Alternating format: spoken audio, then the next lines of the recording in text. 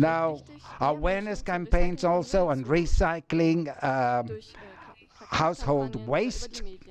And in order to improve motivation here, for instance, what could do is to reduce the tax that has to be paid for the collection of refuse in the various areas of a town, if they are properly recycled. Also the use of biodegradable bags, paper bags. Instead of the plastic bags that are used in supermarkets, you use them for just a couple of minutes or a couple of hours and you throw them away, but they will last forever. There's a European organization or a European day to clean up the environment, European Cleaning Day, for instance. Wouldn't that be a good idea in order to elicit interest in a great deal of people? You want to replace the plastic bags for paper bags, but I mean paper bags are made of paper, which is made from trees, and trees are disappearing on all the world. What would you do about that? Well, I think that the nursery plantations where trees are grown, I mean, that they're specially grown for bags, and I don't think it's so bad because, after all, I mean, there's rain as well, and they are rained upon. I mean, I think the plastic bags are much worse than paper bags because what happens is they land in the sea, and that means that the fish and sea animals get completely destroyed by them. We should have free universities, and we propose also the creation of a European university which would be located in every capital city of the European Union. And so every person from every country could move from one country to another and educate himself in the respective country. Moving on, I would like to talk about healthcare. We talked about healthcare and we said that abortion is the right of every mother. Every mother should have the choice either to carry the baby and the fetus or not to.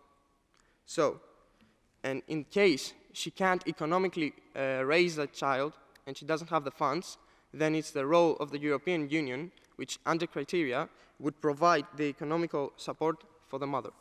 Last but not least, we propose the unification of Europe. We propose a federation in all of aspects: economy, laws, education. But we also propose a unification in army. We propose that there should be a united army, and let me clarify for further questions. We do not propose to attack other countries. We only propose this in order to prevent attacks from other countries and invasions, and to have better security, and to strengthen our borders, especially the Russian ones, with all these things that are going on. So, also we propose that there should be a headquarters of Europe, which would give commands to this army, and no respective headquarter of other countries should have more strength and more power over that headquarter.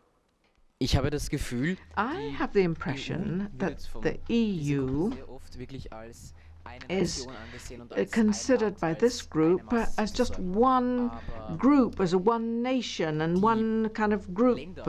But actually, the countries which are members of the EU are actually completely different from one another. They've got different cultures, they've got different traditions, and I wonder whether this idea of having a united army would actually function or not, because I can imagine there's a great deal of criticism from all corners coming to the EU, and it isn't by far as stable as as has been suggested. So do you think it would be a good idea if people were to get together and instead of the EU, were to try to deal with these things at a political and a national level?